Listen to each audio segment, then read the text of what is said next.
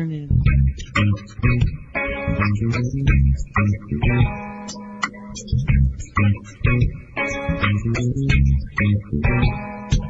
surprise are in the sky, standing in my way. Why, oh why? Always asking why. Needs to know what's going on. Under pressure, proving his existence, losing confidence, filling holes with anything but consciousness about himself. Greed is taking over for spectacular events. Information for the mind is disturbing to the body. Welcome to the Cosmic Reality Radio Show, where our hearts are our master. Your hosts are NPL Hopkins and Walt Silva. Producing the show is Colleen Kelly. The theme song is called Disturbance and is written and performed by Renate Jet and Jet Music. You're listening to Haggy Shack Radio at HaggyShack.com. Simulcast with Cosmic Reality Radio on CosmicReality.net.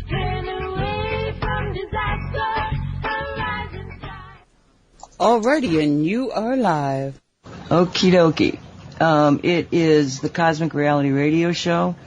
It is the 14th of March, and I apologize. So this probably the intro sounded weird because coming over Skype it sounded weird to me.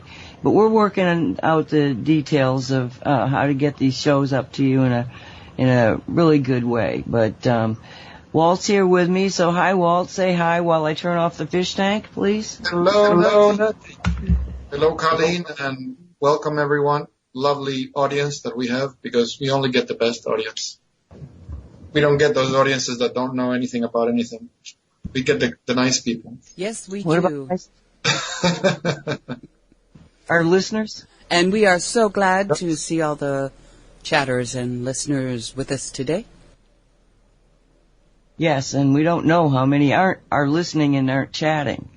Exactly. So, mystery wrapped in a quandary, wrapped in an enigma. Well, Nancy has listeners on her station. I have listeners on mine. And we'll add the numbers together. And all the chatters are in the same chat room, so... Yeah, I can't see anything other than the statistics that I get on a daily way. And every time we have a live show, we're getting the lowest number was 146. It went up to 196 on Saturday. So I don't know if everybody's listening or they just come in and see, okay, guys, see what it is, but I'm not interested. I don't know. But, we obviously have some people that are listening through Cosmic Reality Radio. So it's good. It's exciting. It's we've commented on it that since we've been without Wolf Spirit, that we're here with ourselves, that we're much more comfortable in the energy. We can't underestimate what happens when we get on radio and start connecting with people. It's just very interesting. Well, as far as I can tell at the moment, we have listeners in Austria, Australia, the UK, several in the UK, and, of course, the U.S. Awesome. Worldwide, I love it. Yep. So, Walt, what are we going to talk about tonight? Well, did you get to read the latest Fulford report I sent you? Or you've been ultra busy with store and radio and... Oh, did you get the monitor for the new machine? Yes, it's been sitting here since yesterday. Oh, okay. But we can't do it tomorrow because you'll be on the radio all day? No, it's tomorrow. Wednesday. No, I'll be on from 1 to 3 after that. Oh, okay. My time, so, 2 o'clock your time. Oh, okay. Okay, it's set. We heard you live on the air. The appointment is set.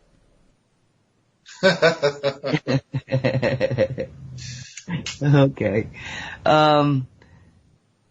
Yeah, so once we get that, we'll it'll make things more doable, I believe, for, making things smoother and better. But like I say, we're putting up, I'm pretty much staying with being able to get up YouTubes of our shows. Right now we're not holding it an archive because of, well, it's going to take some work to get it up and do it and whatever. But the shows are up on the YouTube, and you can go to Haggy Shack. Is it I asked you this the last time. Haggy Shack or Haggy Shack Radio on the YouTube studio? Look for Haggy Shack Radio on YouTube. Okay. And Cosmic Reality on YouTube, and NL Hopkins on YouTube, because I've got a lot of the old ones up. I got my YouTube channel underneath my chat room. You got yours up. Where's yours on your site?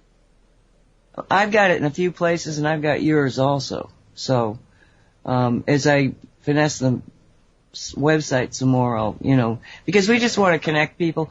Basically what we're doing here is that Colleen's got much more variety in the presentation that she makes. Once we do our live programs, we start to just loop them. Because, well, a lot of people, come back and they listen to those loops. And a lot of people don't like YouTube. So we're trying to get people, and also we also play Colleen's stuff. As a matter of fact, I got to start getting that from you. So we'll be playing her shows, and we just hope that this way you can go and you can listen to stuff that we've already done. But if you get tired of listening to me, because I seem to be on a lot of shows, I'm getting tired of myself. I'm monitoring this stuff. I'm going, does that lady ever shut up, for crying out loud? but it is what it is. We do this because we have to do it. We're obsessed. We're kind of crazy people doing what we do. But, Fulford's, message was I didn't even know what to think about the first part of it. I started getting kind of irritated with it because it was all about people I don't know and don't really think I care about. And then he got into the metaphysics of it, and it was spooky in how it corresponded to what I saw was happening. So you've read it, you study it, you want to talk about it, Fulford? Well, so the thing that he talks about, where first he gives the context of the information that he's been given over time, the business that this P2 Lodge in Italy, they worship this entity that's a black hole in the center of the galaxy that for thousands or centuries or thousands of years has given a select few tremendous powers and wealth in exchange for sacrificing lives, humans and animals, because this thing literally feeds on life, and that some super powerful entity of light showed up and says, I'm just going to delete this universe if you don't leave, because you're compromising the entire creation of this particular universe. So this thing turned around and left. So what's left behind on Earth is the people that worshipped it, that were invested in this whole, satanic worship and sacrificing humans, violating human children, and all the horrible things that they've done throughout time.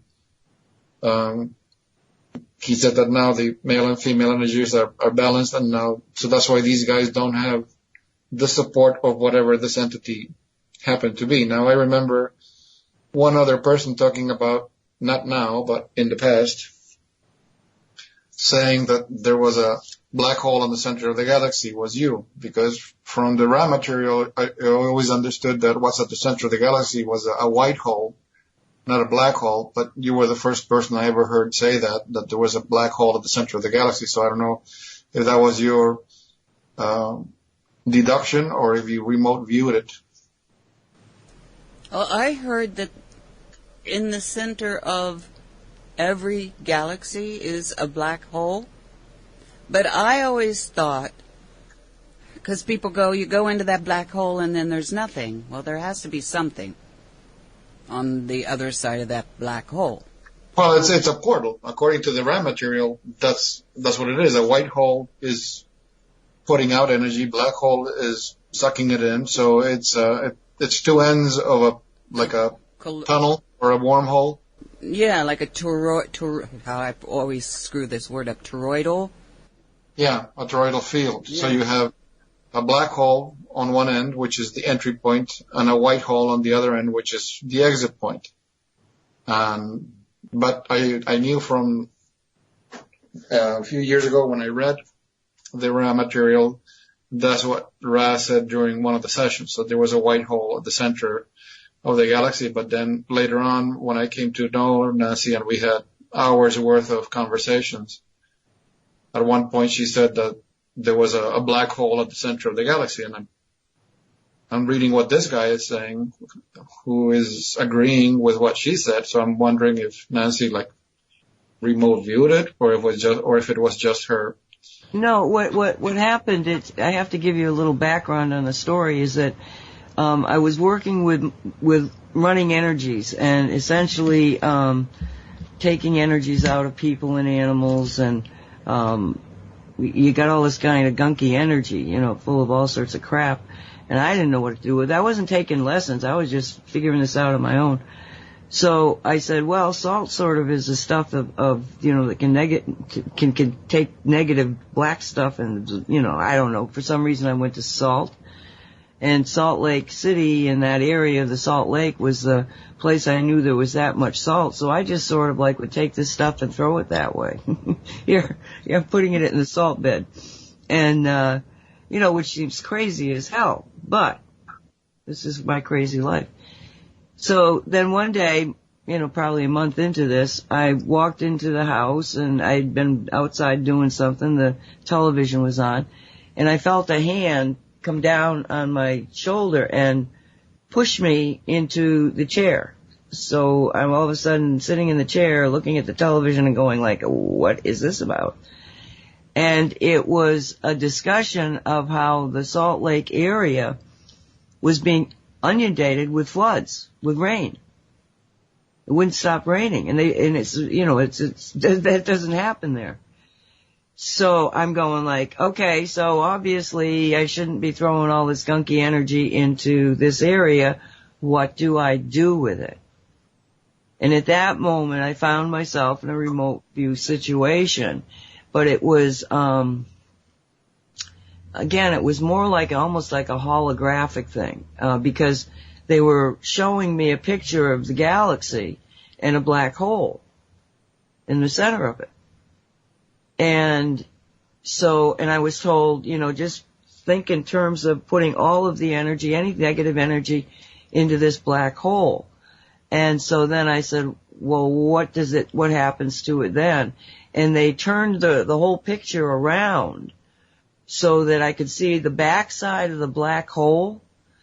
And what I was seeing was what I interpreted as a quasar, not as a white hole. I saw it as a quasar, throwing out a tremendous amount of energy into another part of the galaxy, so that there was some kind of a toroidal field that was linking these two entities together, the black hole and the quasar in another part of the galaxy, or maybe another galaxy for all I know.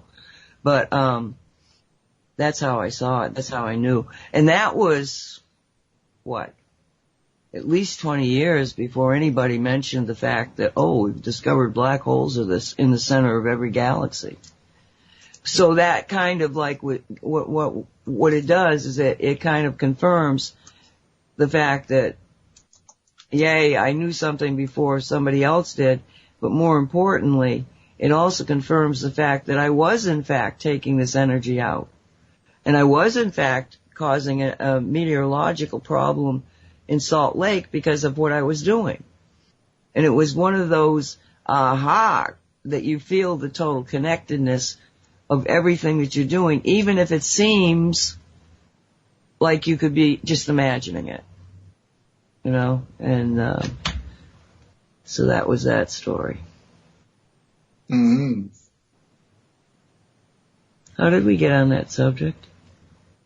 Well, also, if you take into consider the other thing that I was remembering, how in the last show we spoke about the nadis, those channels in the etheric body, which would almost correspond to the nervous system in the physical body. You could describe the galaxy in those terms. both David Wolcock has spoken about this, and this other gentleman, Andrew Bartzis, has spoken about this, is that when civilizations are advanced enough and they have the necessary technology, they can just go into one star and come out of another star, because the stars are actually interconnected with with this network of energy tunnels, like nadis that are, that span the size, the length and breadth of the etheric body.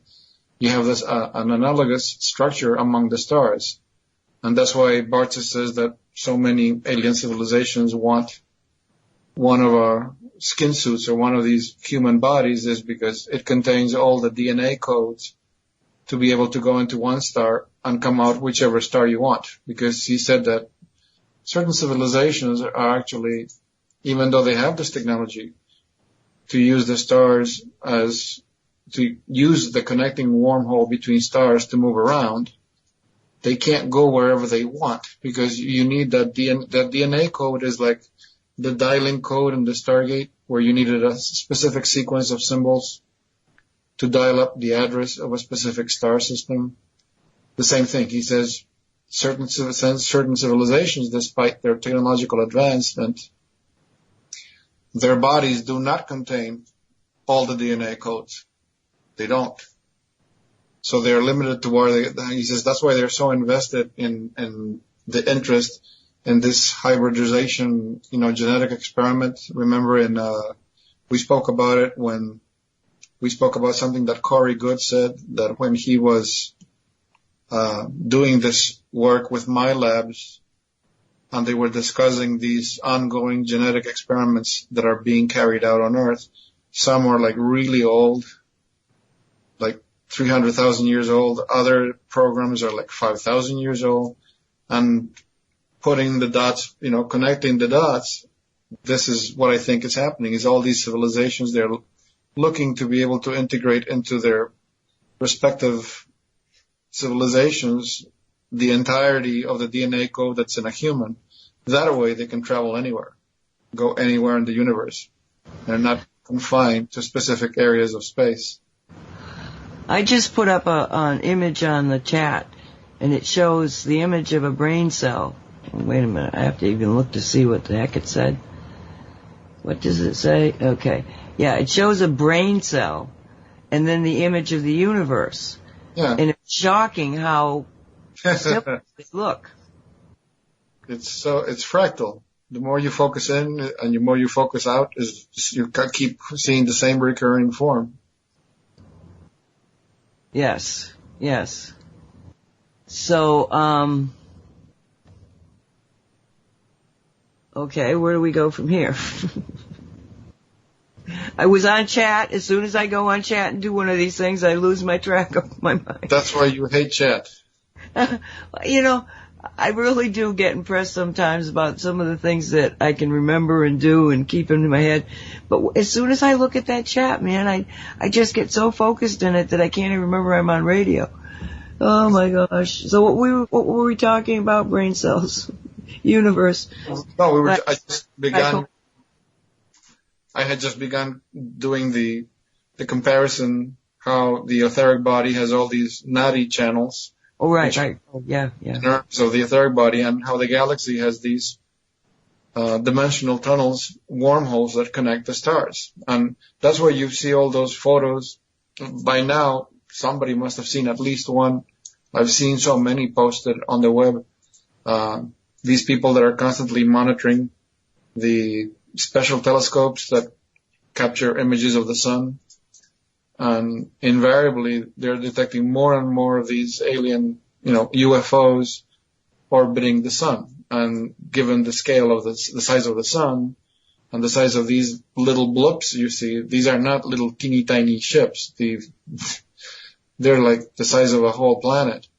And you see them in an instant, and then there's like a flash either going into the sun or coming out of the sun, and they disappear. So they have the necessary technology to be able to do that without being harmed by the energy of the sun. But that's what the thing that Bartzis insists on, to be able to do that to go into your local star and come out wherever you want, you have to be in possession of the necessary DNA code.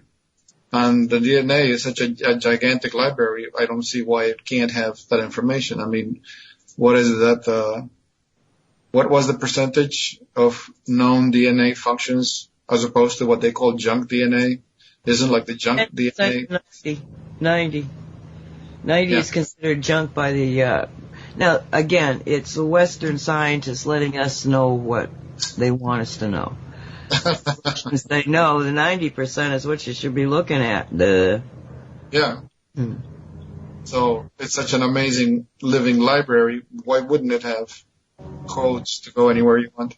And that was this insistence with hybridization and, getting the human DNA incorporated into my civilization's DNA. And that's the big issue, because just because you're mixing DNA, it doesn't mean that it's gonna. I always wonder, why are these programs so massively long? As if we start off accepting that the numbers that Corey Good gives are correct, like one program is 5,000 years old, another program is 350,000 years old. Why the heck are these things so long? I mean, how long does it take to combine DNA? Of course, not being a biologist or a DNA expert, but then when you think about it, it has to be all trial and error, because you can do the crossing of DNA and yet you discover that successive generations don't have it, or have it incomplete, or it mutates in some way. Because that's one of the things about I don't understand these alien civilizations, how aware they are of the higher dimensions, because just because a civilization has the necessary technology to travel between stars, don't think that they're at the top of the totem pole when it comes to spiritual knowledge. Quite the contrary. They're so reliant on their supremacy of their technology that, spiritually speaking, they might be quite immature. So looking at physical DNA is like looking at the tip of an iceberg. The rest of the DNA is not in the material realm at all. It's in the higher dimension. So if you don't take into account that it has sentience, it's not going to do what you want it to do. So you may get some human DNA in one or two successive generations, but then you might find that by the fourth or the fifth generation, it's not there anymore, or it's changed into something undesirable.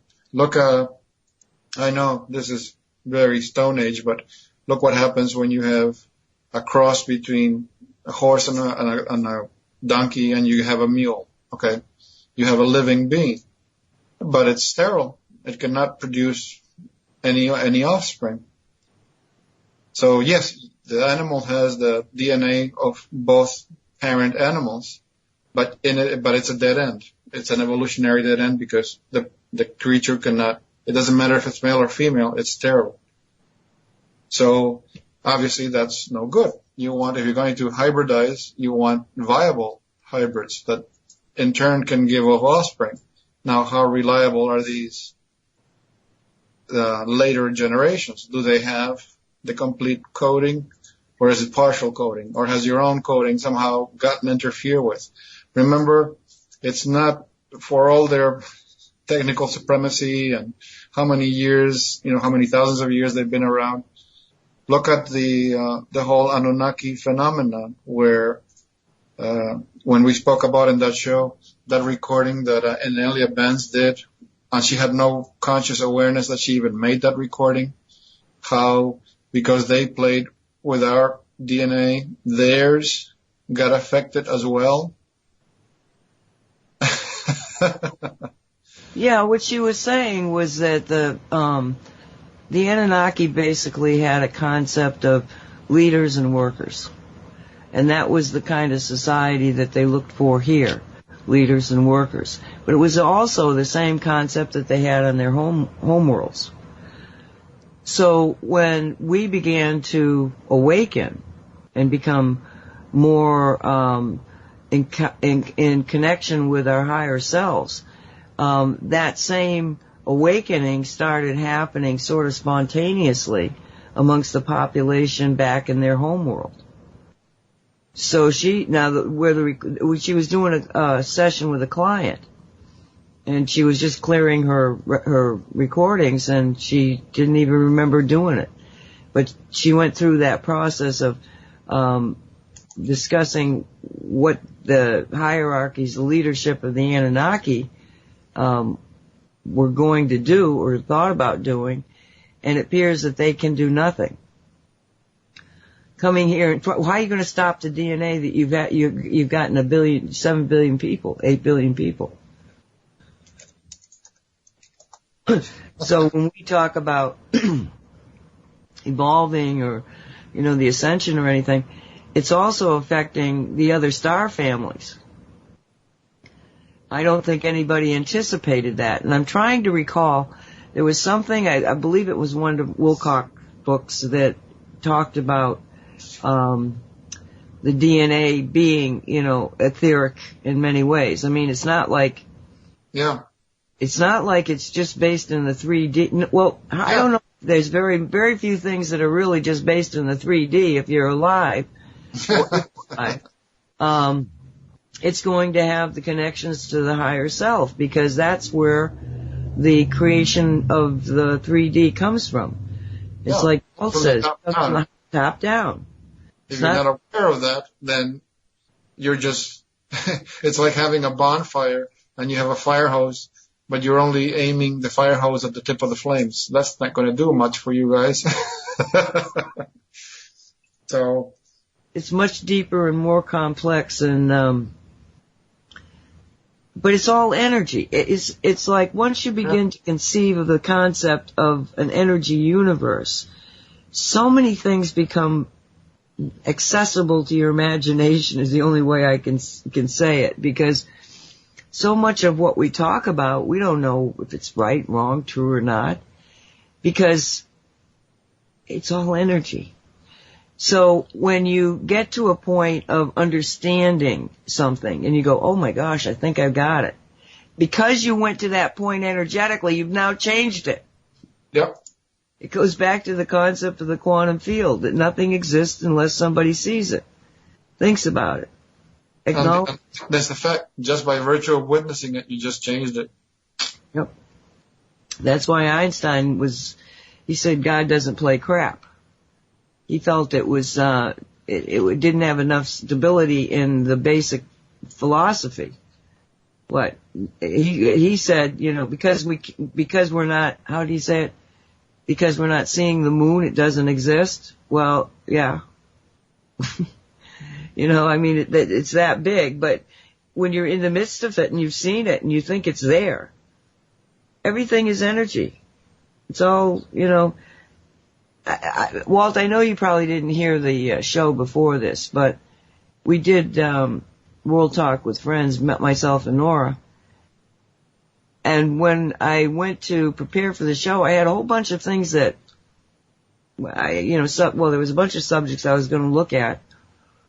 And every time I went to do it, I just kept seeing a dragon in my head. So I said to her, I don't know what this is. I said, but dragons must be trending in the collective. I said, we got to talk about dragons if you don't mind. And she was game. So we just started talking about dragons. Colleen was there. And when we got to the real core of it, I suddenly started getting information regarding dragons. And why is it that I was told by the dragon in Antarctica, they've got to see the dragons. They've got to see the dragons. And when you got that, I want to insert a quick question. When you say, or when you receive that statement, they have to see the dragons, they being the collective, the human collective? Well, see, that's what I initially thought. That human beings have to be able to see the dragons before we can take the next evolutionary step. But as I went through the discussion with Nora, and then I listened to it again, and as I started talking about this, I just had an aha moment.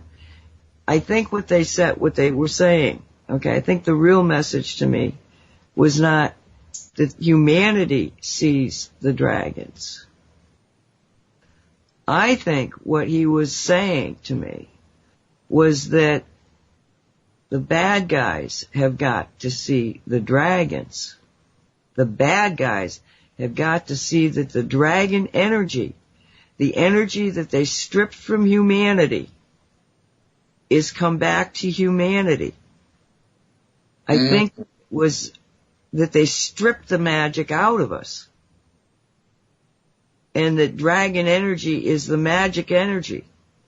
And when we start, and it's in the last part of that show, when we started talking about it, it just felt like it was resonating so powerfully with me. That if we can bring in the concept of dragon magic back into our being, back into our energy body, nobody's gonna mess with us. Yeah, wake up to your native powers. Yeah. That, for whatever reason, to me, is in the symbol of dragon energy.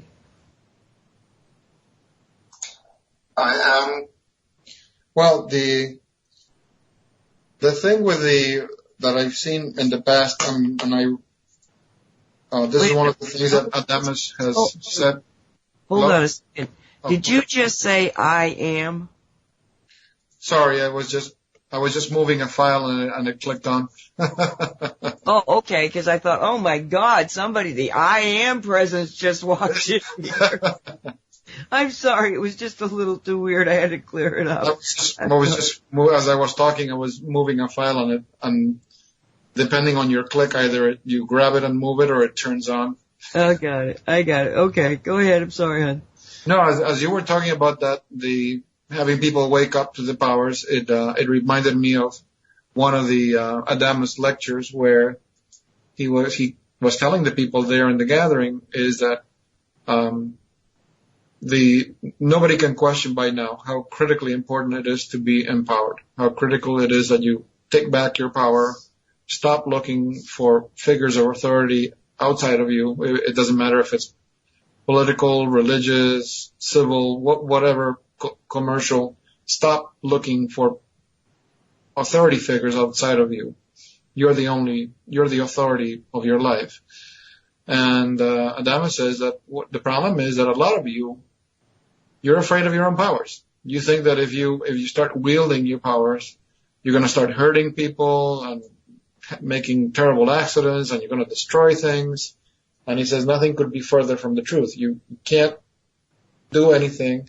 And he didn't say the word contract, but he explained it in other words, is that it doesn't matter if you can manifest entire cities or mountains, unless there's a contract with another being that's allowing you to hurt them. You can't hurt them.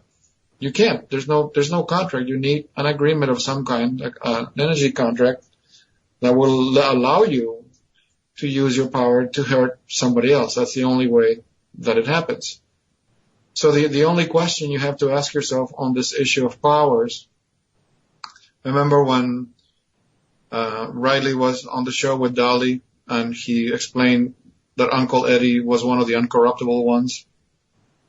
A good test you can do on yourself to find out if you are or you aren't is simple question. Does my power own me? If your power, whatever power you have, owns you, you're corruptible. But if you own your power, you're the one who's the last word, you're uncorruptible because you are owning it. Nobody can control it for you. Your power cannot force you to do anything you don't want to do. You are the owner. You are on the driver's seat. But that's the thing. I've had this conversation over the years many times with many people, because when you look at the old reality, the old mentality of giving your power away or looking for another authority, many people, when they come across a psychic, whether it be a psychic healer or a psychic counselor, not everyone, obviously, but most of them, immediately they take their psychic and they put the person, he or she, up on a pedestal. Oh yeah, I'm going to go talk to Mrs. Betty because she told me my cousin was going to die and my cousin died. She obviously knows everything there is to know, and that kind of attitude. When you think about it, we all agree how full of tests and stress and issues and baggage is living a human life with just your basic 5 senses.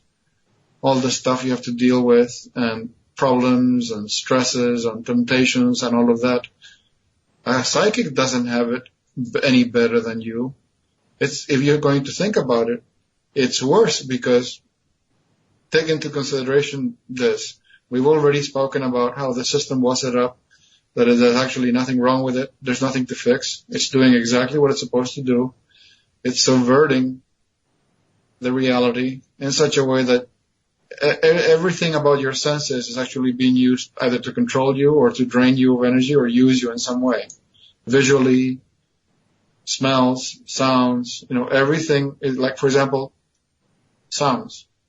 The music, they switch the tuning of the music so that now we can control you with the music that you hear. We keep you in a certain, so when you take into account that a simple human with his or her basic 5 senses is being assailed at every turn, by the old decaying system, a psychic has it worse because a psychic has more senses and those have been subverted as well. You're a telepath. If you don't know how to protect yourself or know what it is that you're dealing with, they have artificial telepathy. They can access you. Well, if you still have your false mind overlay, they can access you, but the risk is there. So, number one, don't be afraid of your powers because they are yours. You're not going to kill anybody with it. You're not going to make a tanker truck blow up just because you were looking at it. And the second question is, who owns who? If you own your powers, fine. But if you're not going to own your powers, they own you, then you're a ticking time bomb. You're going to end up shooting yourself in the foot. And yes, you are corruptible because that's the way the system works. That's the way that any dark entity works. Having had the chance to see them in shamanic journeys,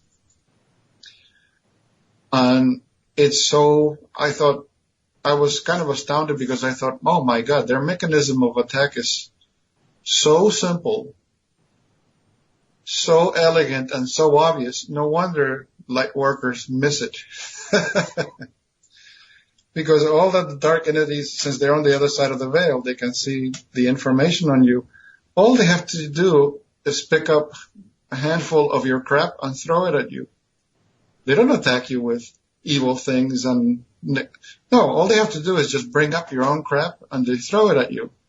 So if you haven't overcome your own crap, all the stuff that you feel guilty about or regretful about, or, oh my God, if anybody finds out about the secret, I'm going to die. That's it. That's their ammunition. So if a light worker hasn't done their self-work, so that you own all of that, yes, I own my faults. Yes, I have committed all these mistakes. Yes, I have done these things. Yes, somebody saw me peeing in the park the other day. Oh yeah, I did. That was me. I did that because I couldn't find the bathroom. As long as you own the things you've lived and done and said and thought, that's what they use against you, and they can disable you in a minute. Because who owns who? If you own yourself, if you own your powers, you're incorruptible. They can't use anything against you. That's why I commented this to, it wasn't Anelia herself, but to somebody else, and they agreed. If you think about the role that Anelia is playing, by now, who hasn't heard of her name? And she keeps repeating herself that she's here to help raise the vibration of the planet and therefore raise the vibration of the collective. But if you think about her particular set of circumstances, this is her first life as a human, a high soul incarnated in a human vehicle. What does that mean? It means she has no history on earth. It means she has no karma. it means that they can't use anything against her. She's never been human before. So if they want to dredge up some baggage from another life, throw it in your face, disable you, bring you down, impossible. She never gathered any. This is her first human life. So if seeing that dragon meant, get people to wake up to their powers, yes, please wake up to your powers and just own it. You're not stealing it from anybody. It's part of you. It's like saying, you agree that you have hands and legs and organs. Nobody questions that they're yours. You're walking around using them. The same thing goes with the powers. They're yours. Own them. Don't let your powers be used against you in the ways of temptation. And for example, look at movies, for all these people that have like everything, they have all the money that they want. There's only one thing left for them to seek. It's always the same agenda: power, more power, the power to control, the power to direct the destiny of others, and the power to own the world, and blah blah blah. And that when you think of these supervillains who are constantly on the never-ending, never satisfied thirst for power, you can see how weak they are, because they're not owning the power that they already have or the power that they're seeking. It owns them. It owns them because they cannot say no to it. They cannot resist not chasing after power. So you look at these people and you got to feel sorry. Oh God, what a poor sucker. He just can't stop looking for more power. I don't know if I'm confusing people or if I'm getting my point across. Well, no, I don't know if you're getting it across or not, but I understand it. Yeah, we could focus on why the bad people do the things that they do. But I don't know that we'll ever come to a realization of why they're doing it. It's almost like they're supposed to do it. They've been designated, this is your job, demonstrate evil. So they may not even have concrete reasons for why they're doing it, because this is why I'm supposed to be doing this. Well, I gotta mention this. I totally understand that the television series Grimm, I know it's a work of fiction, but it's interesting that every episode begins with a quote from one of the stories, from the original literature of the Brothers Grimm. And they do have a lot of philosophical quotes stemming from the original stories. And last night I was watching an episode and I thought, what? This is a really nice quote because it's actually true. The phrase said at the beginning of the episode, many men don't do evil because it is evil. They do it because they confuse it with happiness. And I thought, wow, that really makes a lot of sense. A lot of people do evil and they don't even realize they're doing it because they think that they're doing something that it'll make them happy. So that's why. Yeah, I had an interesting conversation with Colleen and Nora. Colleen, of course, she's here, she could explain it, but she was talking about a show that she had seen that was done in the 1920s about the prohibition, and then Nora said something about cocaine usage in Saudi Arabia, and I was like, what? And they went into a really lengthy discussion about how analyzing, what was happening back in the 20s and what's happening now in Saudi Arabia and probably other places. But she said that it was primarily the misuse of drugs, drug addiction and just, the partying and all that seems to be prevalent within those people that are well-to-do, because it is accepted that you have arrived when you can do those things. And so when you said that about happiness, doing evil, and I said to her, I said, well, do they not think it's, wrong thing to do? And she said, oh, they absolutely know it's wrong. And I said, and yet it's condoned. And she was like, well, yeah, sort of. It's like, and that's what I continually see is that, well, yeah, there's pedophilia in the priesthood, but I'm not going to look at it as my father did. And his generation, they damn well knew what was happening. They just didn't look at it. They were forced to. They were forced to confront it. Because there's certain people that don't fall prey to this weirdness. Some things are wrong and some things are right. And yet I can also argue that there is neither good nor evil. There is no difference. It's just experience. It's storytelling. It's imagination. Except that there's real consequences for it. Well, but it's also a little bit of a dangerous attitude because many psychics have fallen prey to that there is no evil. Well, yes and no. There is no evil action for you if you're there's no such thing as sin, it's just experience. But there has been, and who knows how long we will have to continue experiencing the experience of evil. I mean, look at trees. They have no karma, yet they get diseases. How can I say this? I remember having a discussion with a university student who thought he knew everything because at the time he was taking philosophy and he was going on and on that there is no evil and blah, blah. And I said, I'm sorry, but you're walking into a trap. Because if you think that there is zero evil, that there are no evil entities out there who is their pleasure to do evil things, that will be used against you, and yes, you will step into that bear trap. And I've seen it over and over again. You get this nonchalant attitude that, oh, there is no evil, it's just my point of view. No, there are entities out there who would just love to turn your head into a salad bowl. They exist.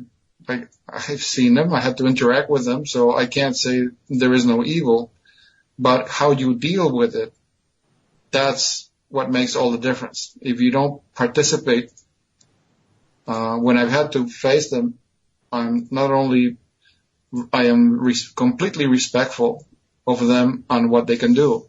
Because in an instant, they can squash me like a bug. They know stuff I don't. So all I can do is reason and communicate and try to get the point across and find out what is it that they want and teach them how to get it. And that way, that makes them move on. I'm not pushing anything. I'm not neutralizing anything. They're leaving because it's their free will choice to leave. Because I showed them an alternative. And if they don't leave, then I have to go back to the client. I say, well, there's this issue and I'm not qualified to help you. You'll have to find another psychic healer. But if you're not in your center of power and just be respectful of these negative entities, they'll just eat you for breakfast. Because they know what you don't know. What do you think is the source of these negative entities? I see one recurring theme over and over and over again, that they are holding on to a belief system. It's not a reality. They're holding on to a belief system that they're separate from source. And they want to garner energy because by gathering the energy of others, I'll be able to make the leap back into source.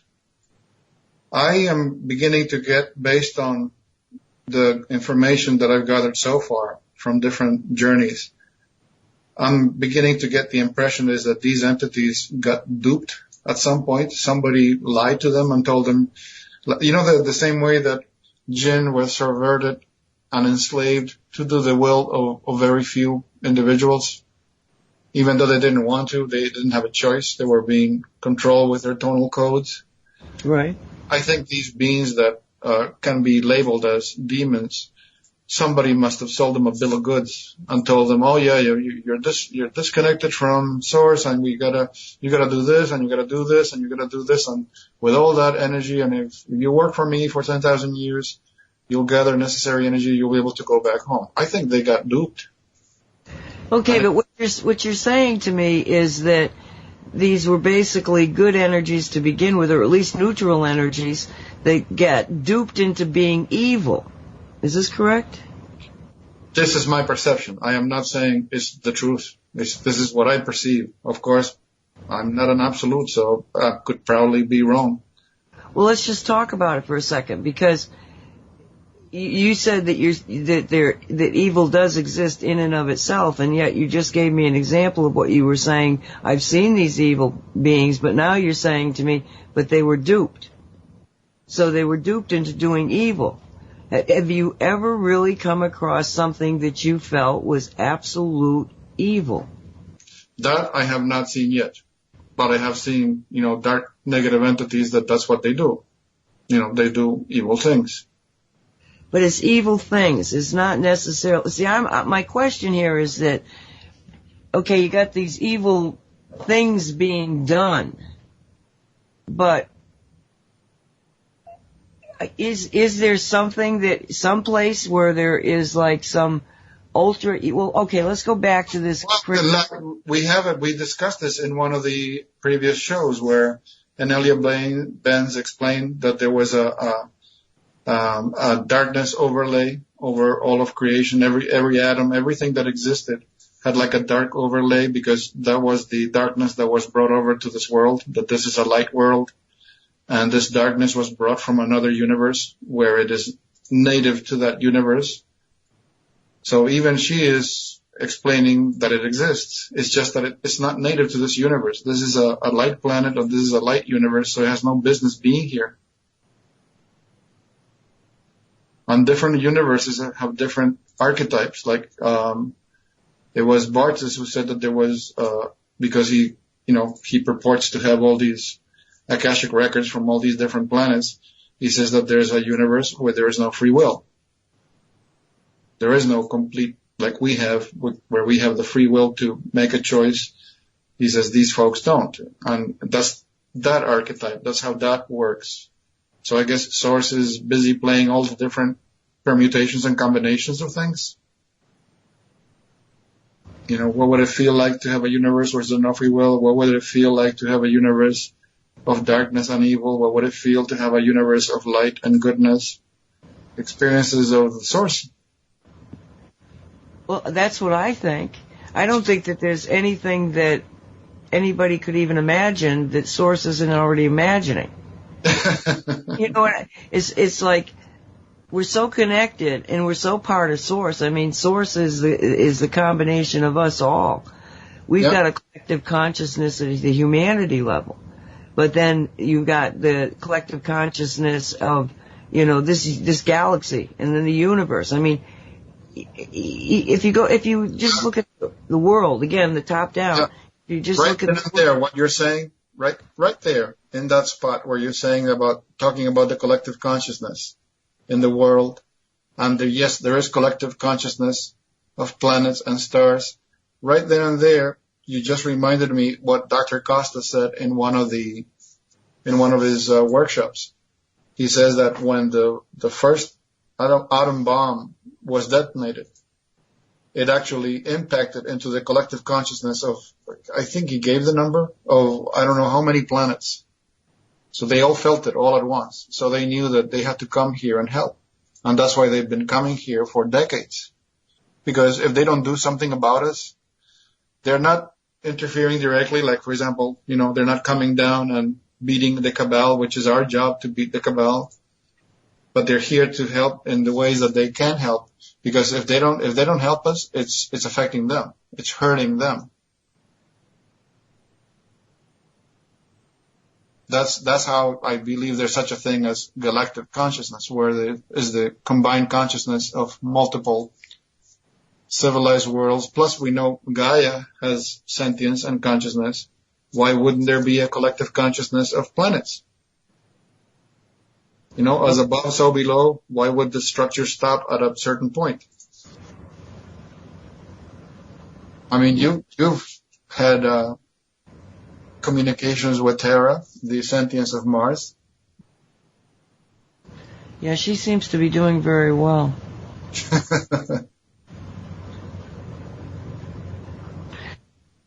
it's so complicated in many ways, and yet it's, if you see the pattern, it's a continual repeating pattern. You know, and again, it goes from, you know, as above, so below. It's the way, and once you understand to look at it, look for the pattern at the level that you're at, you know, look for the same pattern, and it's throughout the whole. So what is that, you know? Is that the thread back to the source? I just don't know about this good and evil thing. But it comes down to, you know, what happened in the Garden of Eden. And the serpent, which myself and Nora were wondering, well, is the serpent actually dragon? You know, and is it the dragon energy? Saying, eat of the tree of knowledge. And Eve says, we can't, because God said, you know, we shouldn't. And the answer is, well, if you eat of the tree of knowledge, you will know the difference between good and evil, and therefore be as gods. So then God sees them naked, or as Nora said, well, they had lost their innocence. That's how God knew. They were covering themselves up. They didn't want to be seen as naked. And he knows, we've taken from the tree of knowledge. What's the tree of knowledge again? Oh, the understanding of the good and evil. But the story like smacks of mental control, because you're saying that knowledge is bad. You should remain in ignorance the rest of your life, because it's the only way that you can preserve your innocence. Precisely. I'm sorry, that smacks of mind control. Precisely. Well, so then God throws them out of the Garden of Eden, and they get to live in the garden of, or the tree of life. You know, and what's the tree of life? Well, 3D reality. Yeah, you know? It's interesting to read how the very, very original of that story was ever put down, because the Bible has been edited so many times. Did you know that right now on Earth there's like 600 different Bibles? Who knows what the original story looked like? I know it's been interpreted to death, like for example in Argentina. Oh yeah, the serpent is the male penis, and that means that sex is evil, and you should only do it when you receive the blessings of the church to be married, and blah, blah, blah. It's like, oh God, they just keep stretching it and interpreting in every conceivable angle just to get the people to behave the way they want them to behave. So, interesting to see what the original looks like.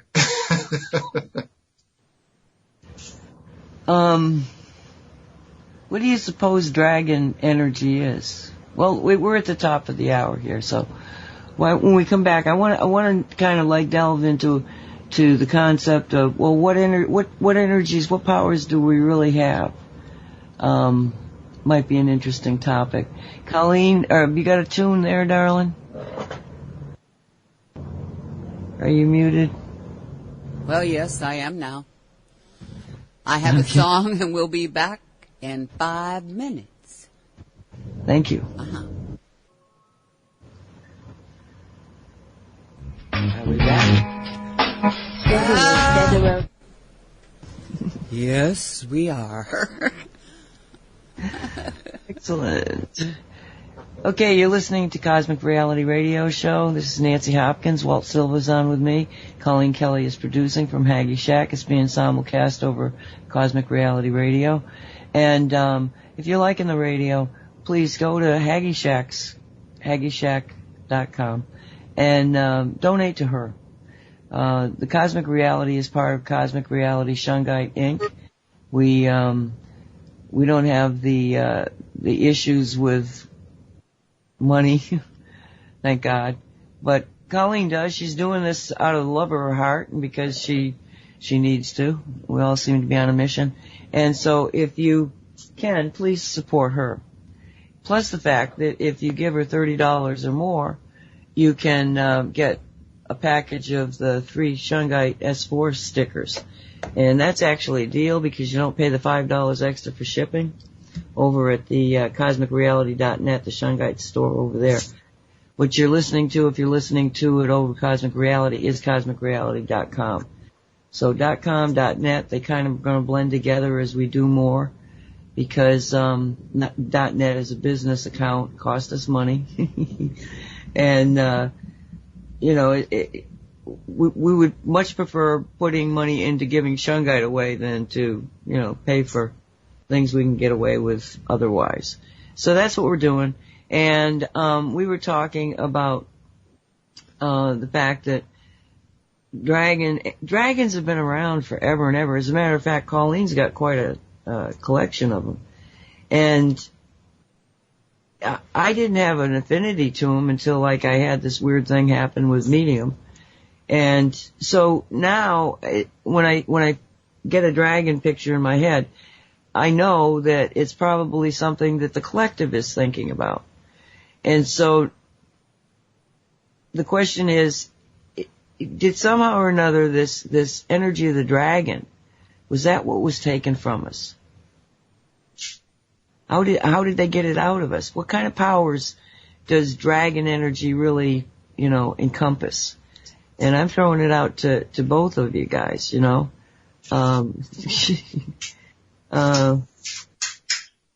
Okay. I even have a green stuffed dragon on the bookshelf, is saying Colleen. Yeah. Well, I actually have 2 dragons now that I think of it, but I thought of them as gargoyles. And why are all these gargoyles? Don't they look like dragons to you guys? And why are they all over these churches? What's that about? Am I right? Don't they look like dragons to you? Well, in Buddhist temples on the Far East, they have something like that, not the traditional European gargoyle, but it also looks like a demonic type figure, the yokai, and supposedly the purpose of them is to scare off, demons or negative entities that might come to the temple. I don't know if the Europeans had the same idea of the gargoyle. That sounds familiar. That's the reason for them, but it's still a strange reason. I think there's more to dragon than we understand, and that's why I said, on the other side of the break there, that we should talk about, well, okay, if a dragon is representing energies of empowerment, and if the message was, your enemies have to see you as dragons before you're going to survive, that we do have the powers. I mean, because if you just sit back and you listen to all of the awfulness that human beings do, I'd have to, as a sane human being, question the advisability of letting this crazy race species continue. You have to, look at it from the standpoint of what we must look like to everybody else. Well, I hope they're not as generic as we are. When we talk about this group of people and that group of people, we kind of lump them all in together. They're all alike. I just hope that all those other beings don't do that with humans. That they see there's some good people here too. Yeah. They have empathy towards us, and they're going to try to protect us until we can get our dragon powers back, Yeah, look, they stole our dragon power, Because if they're regular, everyday people are not the same kind of people that are, like to think of themselves as the powers that be. No, and the average people can't even imagine them. I know, because they're like, no, they wouldn't do that. Nobody would do that to a whole bunch of people. Yeah, they would. Well, when I wrote 9/11, and of course I made it into a fiction because I felt like if I wrote it as a fiction, more people might be able to hear the implausibility of the official report, because if you try to go at it at nonfiction, they glaze over and they just don't want to hear it. But I figured if I can write a halfway decent book and they get into it, they're going to be lured into an understanding of how the official explanation doesn't even make sense. But I also wanted to be able to bring across the concept of why do actually seemingly good people do seemingly really bad things. And so as I wrote I wrote the book, and then people started reading it, and they were like, most everybody was like, oh wow, this is really interesting. But then all of a sudden I'd get silence from a good portion of them. The vast majority of them would be silent. And finally I started saying to people, did you finish the book? No, I couldn't finish it. And they had all gotten to the same place in the book where they couldn't finish it. And it was during the actual attack, where I was taking the fictional characters who were there at the time that it was happening. When I was discussing that, that's where they started breaking down because of post-traumatic stress. These were the people that really took the whole event in. And so they continually do these things to us that create crisis situations inside of us that can be very, very damaging so some of these people, they're not understanding and they don't want to see 9/11 because it was a traumatic event for them. And it's like confronting that event over and over again. So something like the 9/11 was, is going to be a big nut to break. But if people begin to sort of just open up to it and understand it, it will also be a massive change, because for them to come to the realization that this was done not by some crazy terrorist, but this was done by an organized group in order to put us into a state of fear, because they were starting to lose control. And obviously you can't pull off a 9/11 every other week just to control your people. So the Patriot Act has done a great deal.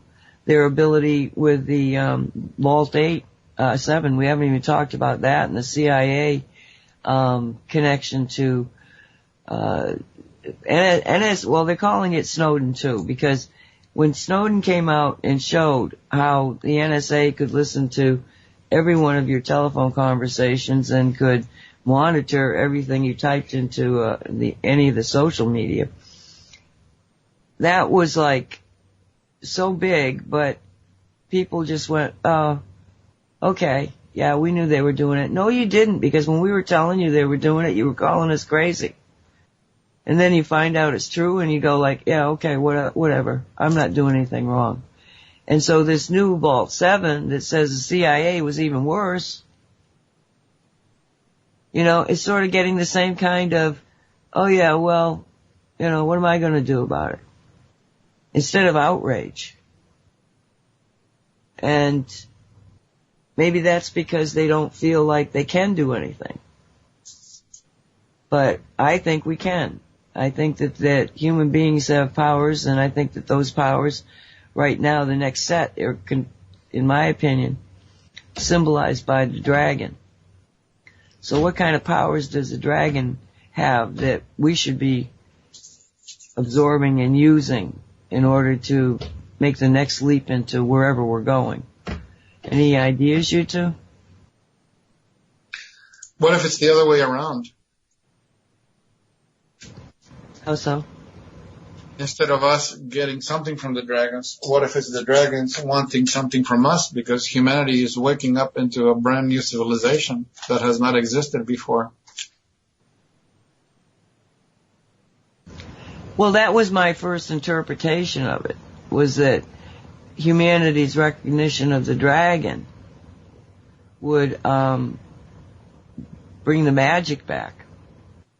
But it was during the conversation with Nora that I started wondering, well, maybe it's the dragon that needs to be in us. Maybe it's the dragon energy that we're missing. I don't know. I'm just, we do sci-fi, reality sci-fi. Because if we were to call in the dragon energy, when I think of dragon, okay, I think of power but delicacy because of the way they can, just by their size, they're powerful. By their musculature. Yeah, whatever it's called, they're powerful. You just look at them, they're powerful. But they fly with amazing grace. And there's a softness to them. And I've only had 2 encounters with, live. Well, one of the things, not being an expert on dragons, but knowing how the system of control works, and I always say, pay attention to what the system tells you should do, or you should know, or you should believe, and then know that it's probably the opposite. So why don't we analyze, over the years or over the centuries, how they've been portrayed? Now, if we're going to look at European history, how books were written and how movies were based on books, the dragon was always the bad guy. Okay, you have to get a virgin damsel and get tied to a wood pole, and if we don't appease the dragon with this virgin sacrifice, it's going to kill the entire village. So along comes this guy wearing an armor and riding a horse with a long spear, and he's going to put an end to the dragon, that old archetype thing. So the moral of the story appears to want us to believe, beyond shadow of a doubt, that the dragon is the bad guy, here in the story. And, this is the way it acts, if we don't give it a sacrifice. So it's like there's an investment in believing that they are evil, they're no good for us, and they need to be eliminated. So even more than that, who's eliminating them? A knight in shining armor. Yeah. Sure. So it makes you wonder, okay, if they want us to hate these beings, maybe it's the other way around. They're not enemies. They're not bad. They're not here to eat our virgins if there's any left. But, yeah. Because that's the way the system works. It programs you into believe what they want to believe. But what if that's not the actual story?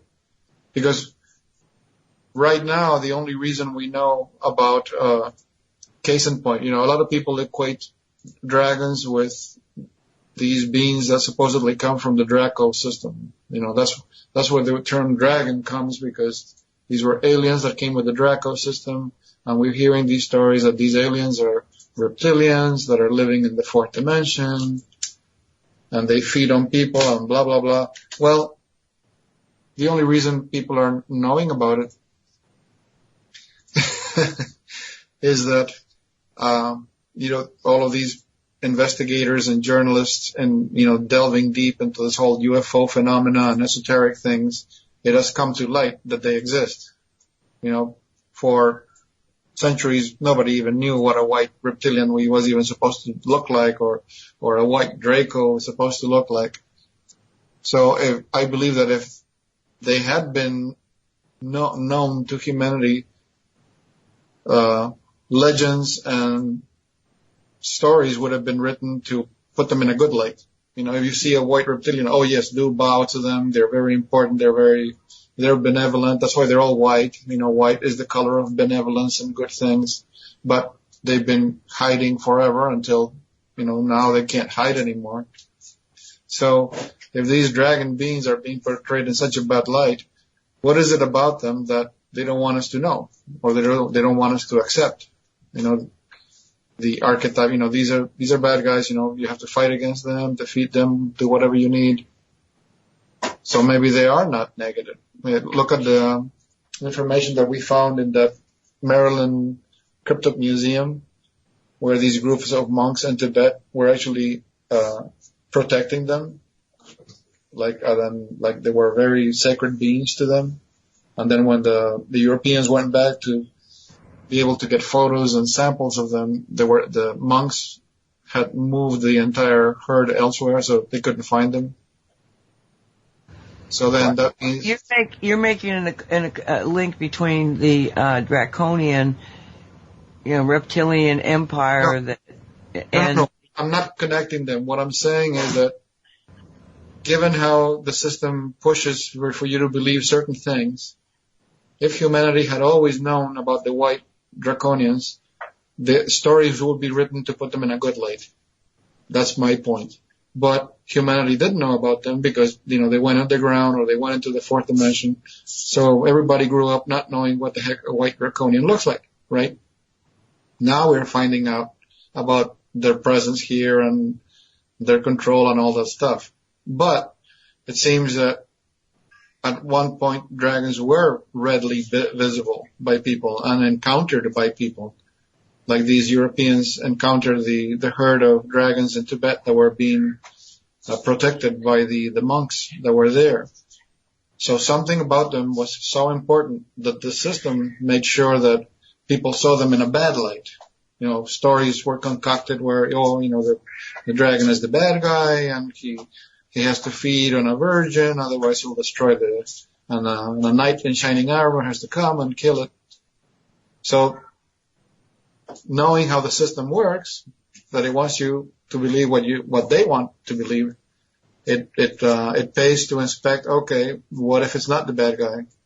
What if the dragon of legend is not really the bad guy? What is it that they don't want us to know about them?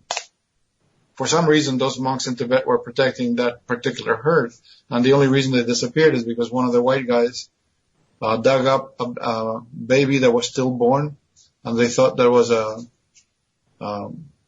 sacrilege. So when they went back, 2 years later, they were gone. The monks and the herd of dragons were gone.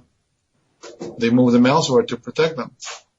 So they obviously have an energy that's beneficial because they were not feeding them sacrifices. Yeah, there's a lot more to the dragon story. Listen, let's go back to Fulford because because you're in the Vatican. Okay, this whole thing about the concept of the P2s and the Black Sun. Do you know more about what this is all about? Because I really don't. Well, I know that I've seen some years ago an acquaintance of mine here lent me a book by David Icke, and 90% of the book is very depressing because 90% of all the chapters is focused on showing you how our lives are being controlled from the moment you're born to the moment you died, and pictures and stories about the royal families and this and that. And in one of those pictures, they showed, in England, these old massive structures like palaces and gigantic, manor houses, and they have all this elaborate ironwork on the gates before you enter the properties. He showed a picture of one of these elaborate metal entrances, but I can't remember the location, if it was Windsor Castle or one of these fancy royal places in London itself. And it was interesting to note on the upper part of the gate, there was made in metal a representation of the sun, a sphere with with the little spokes representing sunbeams all around it, the traditional image of a sun, like a child would draw, a circle with light beams coming all around it. But interestingly enough, the decor around the structure was golden, but the sun itself was black. So David Icke in his book says this is representing the entity that these people worship, the black sun. So now, this is the second time that Fulford mentions this, that these guys had some kind of spiritual contract or deal with this entity that's from another universe, which aligns with Inelia Ben said that darkness was brought here from another universe. And now he's claiming that game has changed. His claim that this thing is gone, and because of that, male and female are balancing out on the planet, actually aligns I don't follow him. A lot of his information doesn't resonate with me. this gentleman, Sheldon Neidl. I'm not saying that he's making up the story. I'm not saying that at all. It's just that the way he writes and the stuff he presents, it doesn't resonate with me. And when something doesn't resonate, I just put it aside. But in the way that he tells his story and his reality bubble, he describes this federation of evil planets or negative dark civilizations, and he calls them the Anchara Alliance. And because Anchara is supposed to be some kind of spiritual entity like archangels, and it turns out that he says that he actually gives a date. He said it happened in 1994. He said that Archangel Michael went to see Anchara itself and said that it was a divine decree that this universe is a light universe. So you guys have to decide if you're going to continue with your negative orientation or if you're going to, switch to the light. So they said that he says that after that meeting, Anchara delivered the message to the high priestess. It seems that whatever religion they have is actually matriarchal, and the high priestess had to relay to the civilization or the worlds that make up the Anchara Alliance that now they were going to change polarity. They were not going to be pursuing or serving the darkness anymore. I don't know how this information resonates with you, if it resonates at all, or if it feels like soap bubbles, nothing inside. But that's what I remember. That's what came to mind when I read this passage by Fulford. Again, some story explaining how the darkness is leaving and allowing the light to come to its true place in this particular universe. So yeah, let's spend the time just reading it because it deserves reading. Okay, so we just talked about the dark sun and black sun and all sorts of things, and then he says, however, an incredibly powerful light force entity confronted this black sun and threatened to delete the entire universe into 0 and 1, or black and white, unless it backed off. That's an interesting statement, to 0 and 1, or black and white. Well, maybe we'll talk about that. That is because the forces of darkness were getting so strong, they threatened the entire structure of the universe. The entity backed off and fled this universe. And this just struck me as being, I don't know about this one. This was seen as the Norway spiral event. You remember what that was about, yes? Yeah, I remember seeing that, and at the time, Mr. Insider himself, David Wilcock, said that was some kind of weapons test that right over that area where Norway is. He said further north toward the pole, there's a big HARP installation. So he said that this was some kind of weapons test from that HARP installation, and somebody claimed that some missile had been destroyed when this thing showed up. I don't know what to tell you. I watched it pretty extensively, and I believe that it was the Russians. I finally admitted to it that they had put a missile up there as a test at the same time this all happened, and that the missile went haywire, and because it was still spewing essentially fuel, it caused the rocket to go into a spinning motion. And to be honest, that sounded like the most plausible thing that had happened. But there was different... You see a trajectory of you see the spin. The interesting thing is that as you see this plume, it looks like fog or something. As it begins to spin and form, there's actually something at the very center, like it's tethered to something. You notice that there's like a straight line angling up toward the left, connected to the spinning center. Like a balloon tethered by a string and just spinning in the wind. That supposedly was the rocket assembly.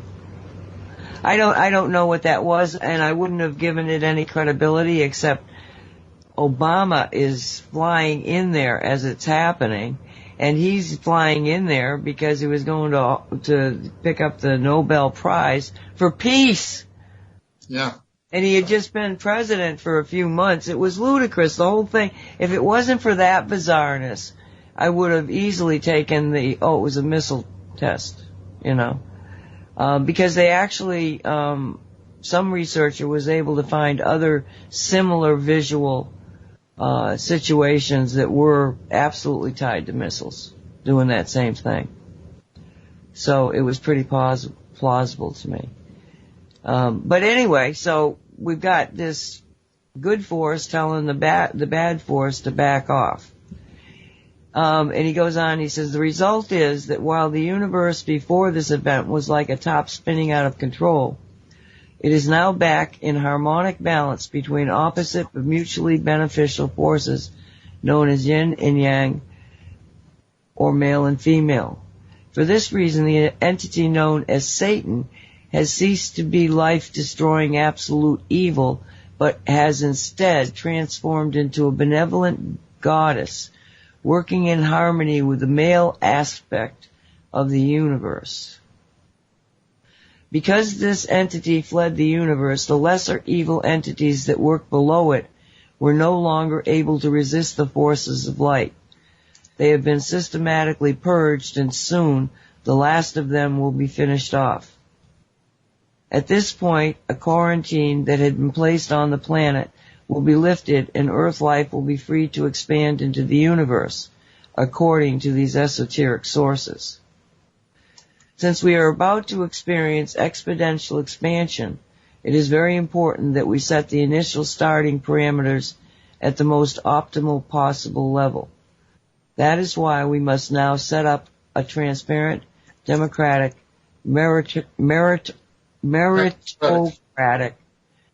World Federation combining the best practices of all cultures to preside over the human expansion into the universe. Of course, seeing is believing, and until we actually see and experience these changes personally, people must focus on improving the here and now of their real lives. Hopefully the rest we will soon see. So that I found to be very different than I've seen Fulford ever present before. And I'm not going to argue with it. Not for the storyline he just gave, but for another storyline. But I do think that, we are on the brink of making some very interesting revelations.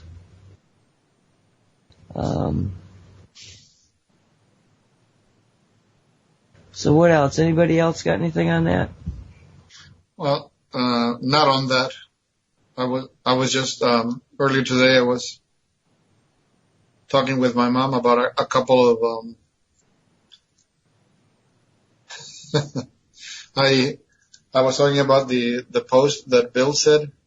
Bill Moore put a post of this independent news service saying that ever since in 50 days since Trump has taken office, the national debt has been reduced by $68 billion. So that was really impressive. Did it detail how? He didn't give details, but he compared it to how Obama doubled in the time that he was in power. Well, yeah, he did. But we do also have to remember we bailed out all those banks when Obama first came in. Yeah, the stimulus package. It's kind of hard to make that comparison at that point, but it is in several ways. One, there was a lot of things passed during the Bush administration that had not yet been paid for and had to be paid for during the Obama administration. And then, as you said, there was all the banks that were bailed out. I am interested to see how this new administration is saving money, except, well, I know they're wanting to, do away with the Obamacare. and cut Social Security, veterans benefits, Medicaid, Medicare, food stamp programs, while increasing military spending. So and then there's like the EPA and such that they're trying to do away with as well. So I would be interested in, if somebody says that, like this one saved this much money, this one spent this much money, I want to see details. Otherwise, to me, it's just propaganda. Well, the same service was commenting on a tweet that Nancy Pelosi made, that he has done nothing to create jobs ever since he started. And the reporter just started rattling off facts, like, for example, Ford Motor Company was going to build a plant in Mexico. Now they've canceled that plant, and they're going to expand the plant in Michigan. Well, see, but then I've read just the opposite on that Michigan thing, that they never had planned to come to Michigan and that was bunk. Supposedly, that came from the Ford Motor Company. So, until it's a done deal, I'm not sure that we can count on it right now, because there's just so much stuff on both sides of the issues being put out there. Yeah, and the media is on the warpath, All of the media, not just mainstream. There's a whole lot of independent medias that have gone crazy, and used to, for the most part, the independent media, you could pretty much depend on at least some of their information. But since they decided that news didn't have to be factual, and that was a relatively new decision, actually was done at the end of Obama and the beginning of Trump, when Trump was winning, or, well, not winning, but doing well. So do you think, we just Colleen, have to be very careful. Yeah. What? Based on everything you've read and everything you've investigated, do you think maybe the solution is to reclassify news media as entertainment? Well, I'm not sure that we need to reclassify it, because in my mind it's been that way for a long, long time. But sadly, the entertainment is on the downside. It's about who's killing who, and you can't go out alone without fearing for your life, those kinds of stories. It's horrible. It's all bad news. There's no good news unless it's some celebrity adopted a baby somewhere. Or, oh, wow. Super important. I can't live without that, Well, we got to have that celebrity news, because, oh my gosh, that's just so friggin' important. And I was like Nancy. I used to, I'd switch from one news channel to the other news channel to compare the stories until I found out that there's nothing to compare, because they're all the same stories, same scripts, same pictures, same videos. You just got a little different slant. And I was a big MSNBC fan. Fox, I was like, oh my God. Well, now Fox is being declared once again fair and honest news. But I just think that so many of the news channels, both online and on radio and television, and the alternative and the mainstream, you kind of have to go through there and get the facts and then check those facts against what it says at the WhiteHouse.com that the president has done, and then check facts as far as all that stuff goes, the financial reports and stuff. Look at the Nixon phenomena. I mean, most people alive today remember we were living in New York in the 70s when every single day I think it was most of the channels were broadcasting the Watergate trials. Remember that, the Watergate? Yeah. And he got caught with his pants down. Yes, he was wiretapping, the opposition, and there was evidence, it got proved. Well, that didn't happen in biblical times. It happened in contemporary times. And still is going on. There's film records, photography records, written documents. Well, there's wealth of evidence that what happened. And yet, when I was still working in the IT computer thing in New York, I did that job between 1992 and 2003. My ex-boss's daughters were going to high school when I started working for him, and he couldn't believe, he almost fell out of his chair, that the history teacher, when she was teaching the class on the subject on Nixon, it was completely distorted. It was completely whitewashed and distorted, and Nixon was portrayed as a good president who was misunderstood. Yeah. Mm-hmm. I'm thinking, Jesus tap dancing Christ. If they are altering history now, that there are people alive to remember that stuff, what about stuff that happened when we weren't around to witness it? Well, several years ago, there's a lot of stuff in the history books that Texas government, or whoever decides what the hell goes in the textbooks, decided they didn't want that in there anymore, like the Holocaust and the civil rights movements and the slaughter of Native Americans and stuff. They decided that didn't need to go in the textbooks anymore.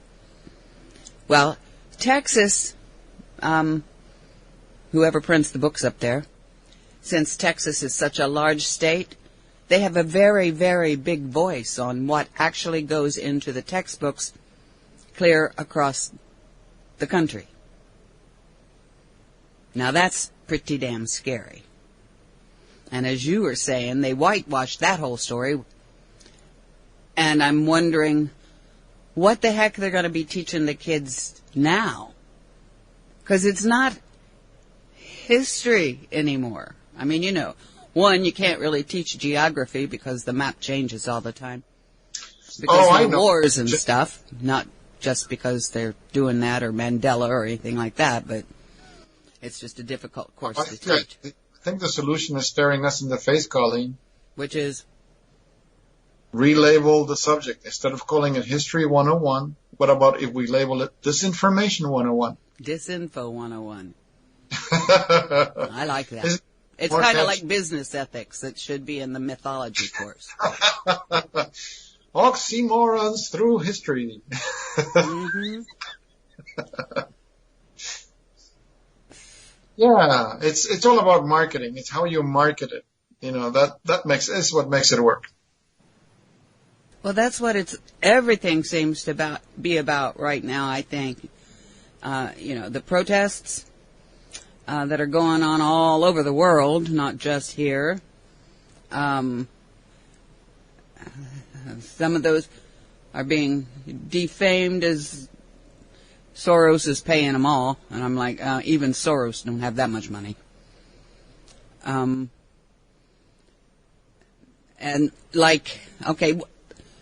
DAPL, the Dakota Access Pipeline protests going on in North Dakota, how that's all being switched around so that those people protecting the water are the bad guys and deserve to be murdered. I've seen things on Facebook all about need to just kill them all, And you're like, what? But it's all just kind of marketing and myth and a whole bunch of lies, and you're just, oh my gosh. You sometimes have to laugh, you sometimes have to shake your head, and sometimes you have to scream at your monitor. Well, I do anyway. Well, so that's one of the powers we need to turn on. The power of the monitor? No, the power of discernment to tell fiction from truth. Yeah. That's why I keep saying over and over again, it's not about disproving what somebody's saying to you How does it feel inside? If you're being told a story or you're being reported something, and it feels like puking inside, I'm sorry? And you feel like puking? Exactly. Then you know it's not real. Mm-hmm. Because your body knows. The mind doesn't know. The mind is affected by the veil. But your body knows. Mm-hmm. Your body knows the difference between real and false. I mean, look at children. Their minds are still not being fully programmed. They can tell when a grown-up is lying. You can't lie. That we have to bring it back. We have to wake it up again. We never lost it. It was just shut down by the school system. Okay, I think that's dragon energy. I think you can tell a lie to a dragon. Okay, so I say, in our reality, everybody in our reality has now got the dragon energy that will allow you to know when you're being lied to. Everybody's got it. Every liar out there, be prepared. Because the people in our reality, part of our new reality, is that you can't lie to us. Well, you can lie to us, but we're going to know you're lying. Because you know why? Ooh, we'll make them get a long nose. Every time they tell a lie, their nose will get longer and longer and longer. That's a fake boy that wants to be a real one. Yeah, but you see, that is the truth, isn't it? All those people out there that are lying, don't you think that if they were offered the chance to leave a life that was full of lies into one where it's full of joy and love and compassion and unity and the deep, deep appreciation that every human being matters and that every human being is unique, don't you think that they'd come on over here? Don't you think that's where they want to be? Honestly? No. No, I don't want your honest opinion. Well, then don't ask. Oh my gosh. But because I think that there are those, and as Walt said earlier, maybe they've been duped, but I think that there are those who enjoy the lie. You know, it's a game, and they enjoy the game. Well, I'm sure there's a lot of puppets that like being puppets, but you know, if you can get one that wants to be a Pinocchio. Yeah, I just don't like that hand up my ass, sorry. That's not how Pinocchio worked. Not him. He had no, he was magical. He also had wires, you know. He was a puppet. That was one of those fairy stories that I could handle, you know. It was okay. It wasn't too bad. I mean, after all, it was just a puppet. Oh my goodness. Okay, we're getting into the last 10 minutes of the show. Your cosmic reality went kind of down the tubes there for a minute. I'm sorry. What's the matter? What do you mean? When I said the hand up the ass thing. Mine did? Well, you started out with, you know, brain cells and etheric bodies and toroidal fields, and then we kind of went into the black hole. Well, you know, we're willing to go any place there's a story. Well, I went into it. You guys didn't so much, but okay. Well, have you done anything that has been an interesting journey that you can kind of, you know, you gleaned some new that you can talk about? It's not going to interfere in a journey? I have a journey coming up that I have to do. Oh, okay. This reminds me of Riley waking up at accelerated pace, and she's rushing to attach the safety belt so she doesn't get thrown off of that jet ski. It's happening. People are waking up like so fast and they're getting disoriented. So listening to our shows, and she realizes she's not going crazy. So that's good. We gotta support all these people waking up all at once because they don't know what's going on. Nobody told them what to do. Well, you know, talking about that, and I talked about this before from time to time. But, it's that show that's on, oh gosh, what is it? I don't even remember. One of the cable, thingies, it's called Humans. And they did it last year, and it was about AIs, artificial intelligence, in robotic, android kind of characters that were so very, they were so into, she's writing to me and I've lost my thing. It was these characters, these androids were like your sometimes teachers, but they had all sorts of roles in, society. They were all supposed to be, very benign and no problems and just machines.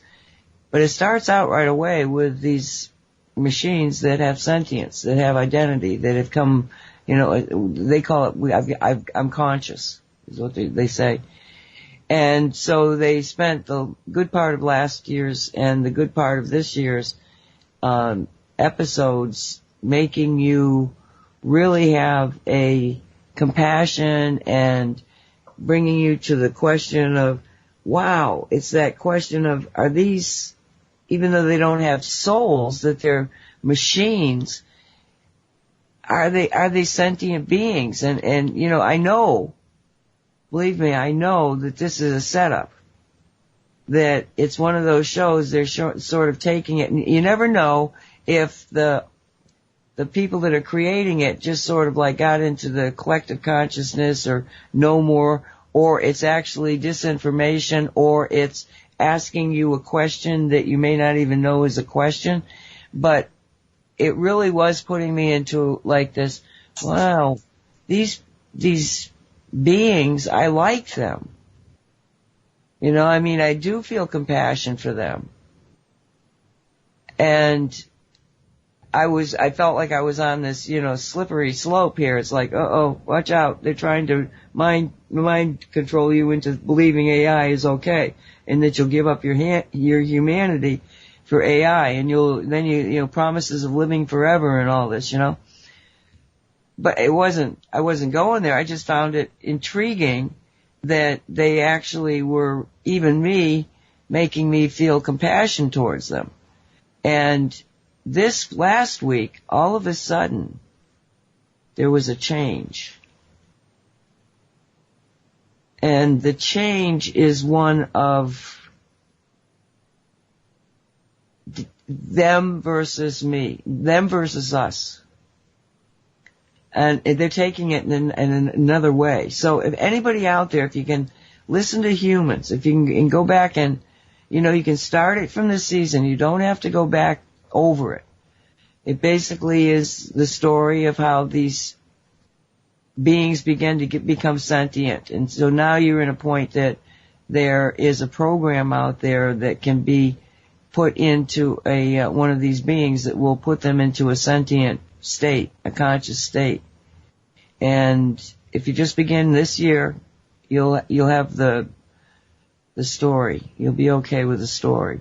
And you'll probably want to go back and listen to the first part of it, the first year.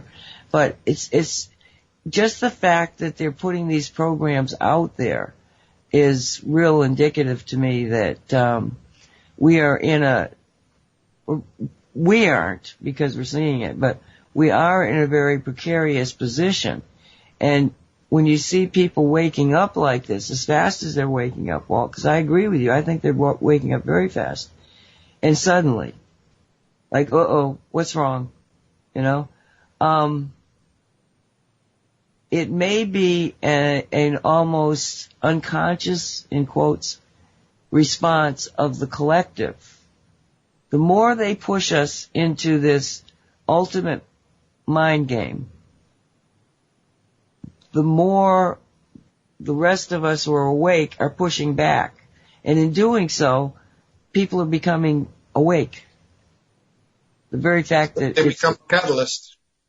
Yeah, it's a catalyst situation. But that Humans is kind of spooky. Well done. Good actors.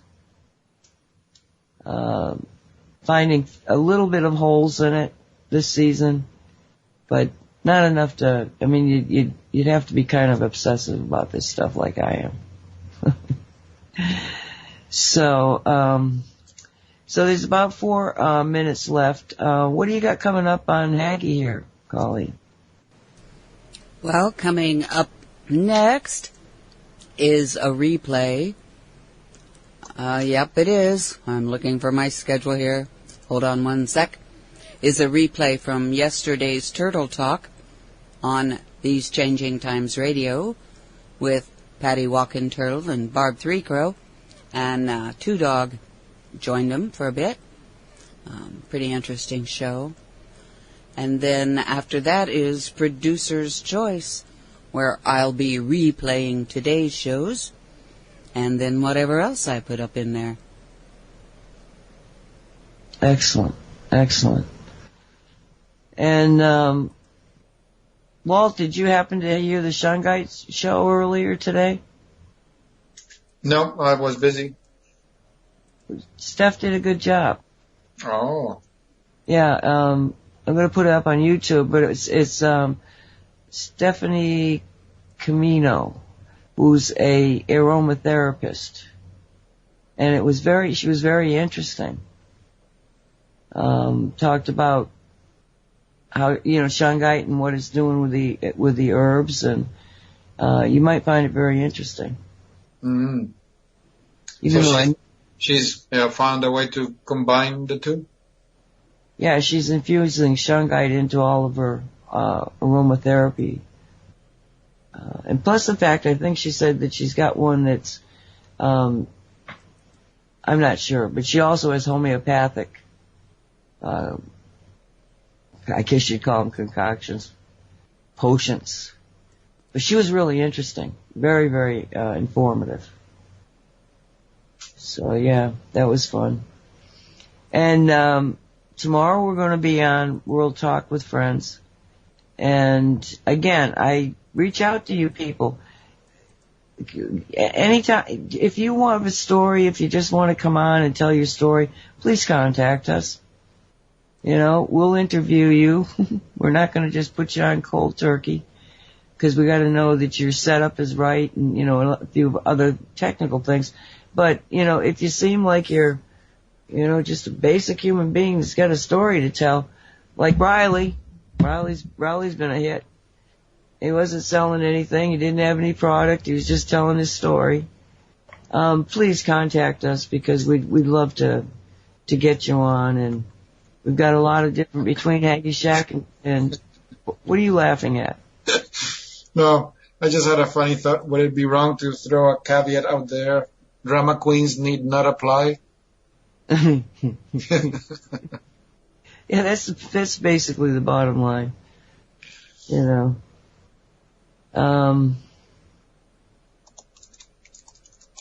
Somebody's saying that humans from AMC in the UK. Yeah, AMC is okay. That's a Brit. Yeah, they're all in Britain.